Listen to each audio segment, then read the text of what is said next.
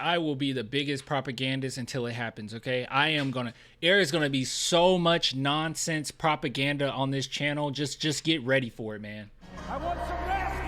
Are we having fun yet? Wemby even. Our boy is giving us so much heat. Okay, I absolutely love that he's so open. Now, I did a video prior or before. Oh, did I post it yesterday? I think I don't know. It would have been yesterday. Okay, I posted a video yesterday, kind of talking about how Victor is like a little, I don't want to be harsh here, but a little out of pocket with some of the things that he had to say about partying and drugs and alcohol. But I also said in that video that I think that it's a good thing that he's so open. It's fun that he's open, and we gotta, you gotta deal with things like that. It's gonna be a double-edged sword sometimes. So it is what it is. But this type of stuff, this is what I live for. Okay, I live for this. So let's take a look at what Wemby had to say about people sliding in his DMs. Okay, we're not talking about Instagram models, which they probably are, but they are. Okay, I don't need evidence. They are. But we're talking about something different. All right. It is going to be very interesting to see like how soon things are accelerated there, because I'm sure players also recognize that too. Does anybody talk to you about teaming up already?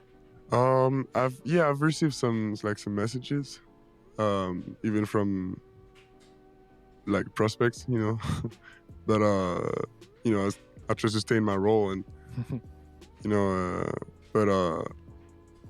it's a whole new world and that I'm eager to discover. But for sure, one day or the other, I have to be involved in this, I guess, even though I'm staying in my role as a player. He's staying in his role as a player. He said all the right things here. But yeah, so this was interesting. So some people took this and said, no, he just said prospects. But if you listen carefully, no, that's not what he said. Up already? I've received some messages, even from...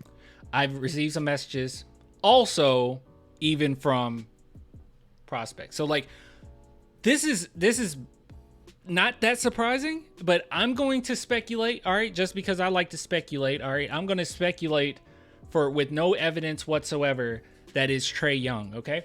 Now, here's the thing. Trae Young has already commented publicly about Wemby several times, okay? He's done it in the Instagram post in which he said, oh, that was an easy alley-oop and that they couldn't give to him. He's also done it on a literal podcast in which he knows what questions are going to come, okay? On these podcasts, they know what questions are coming. Every single question. Your PR team doesn't allow you to be asked things without knowing what questions are coming up. He knew that he was going to be asked about Wemby about 5 times, it felt like, in that interview. It was about 5 times early on, asked about Wemby, boom, boom, boom, boom, boom. And he answered every single one of them. We've had, obviously, his dad being pretty open and even liking some of my posts, but liking things pertaining to the Spurs. And we know he grew up a Spurs fan, right? So, like, I'm going to make the assumption that he received a message from Trae Young. Is that against the rules? Everything's against the rules. I don't know. Yeah, I don't know. Everything's against the rules. But, yeah, I do think that Trae Young is going to be traded. I'm a true believer of that. I also think that the Atlanta Hawks, they want their picks back, okay? So I know some people have said, well, is it worth it? Is Trae Young worth it? Yes, Trae Young is worth it. It's not like the Spurs only have the Atlanta Hawks picks and that's it. Then I would say, yeah, it's not worth it if we just give up our entire future for Trae Young. But the idea is that we wouldn't have to do that, right? We give them back their future, maybe a couple firsts, but we still have plenty of picks left and plenty of second round picks that we can package into first round picks, or maybe we can give them a big chunk of those. I don't know.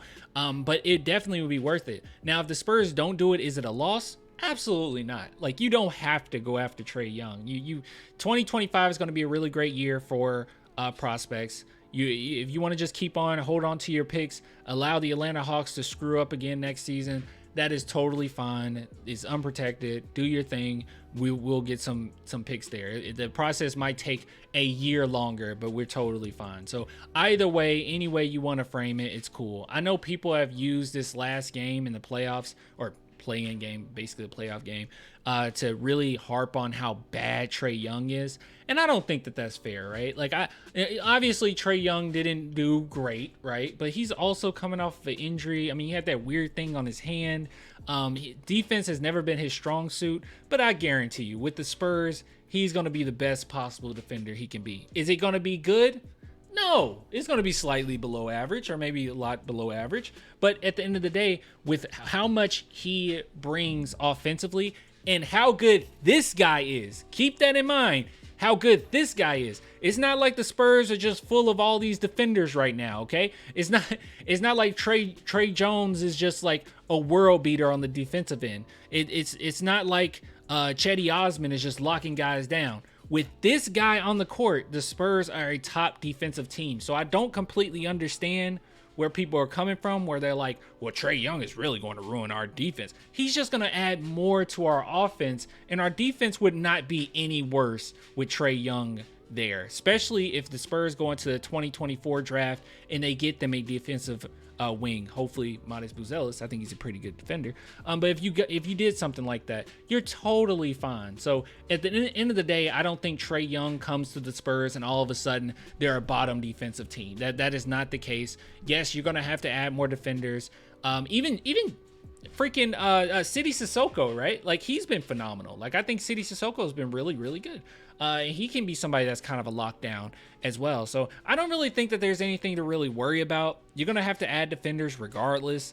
We all know Jeremy Sohan's a good defender. Devin Vassell is an adequate defender. He's not a bad defender. He's a pretty slightly above average defender, I would say, NBA standards for that position. I think he's pretty doggone good. He's much better when he's surrounded around defenders as well. But yeah, I just don't understand that, where people are like, oh my God, it's going to be the end of the world if he goes in because he sucks at defense. Yeah, he's not a good defender, but at the end of the day, man, do you understand how much he's going to bring offensively? And I also just think that he fits with Wemby pretty well. I mean, it's just going to be non-stop pressure on these defenses, because you're not going to...